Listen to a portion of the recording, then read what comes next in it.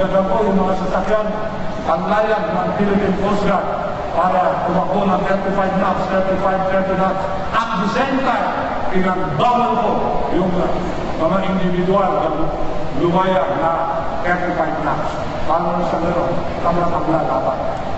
So, there is the security, and then, isang bagay siguro na pwede kong sabihin, yung lighthouse. Alam mo, napakarami tayo lighthouse. Nung dumating ko si President Duterte, nakita namin yung mga lighthouse. Karamihan ko yan, hindi lumagana. Karamihan yan, hindi na ginagamit for navigational aid. Kung ano na lang, ginagawa ng mga tao sa lighthouse, pag natin ng hapon o takip sili. So, ngayon, lahat ko yan, pinabago ko na sa lighthouse. Sabi ko sa Pangulo, Sir, pipilitin ko yung total na populasyon ng lighthouse.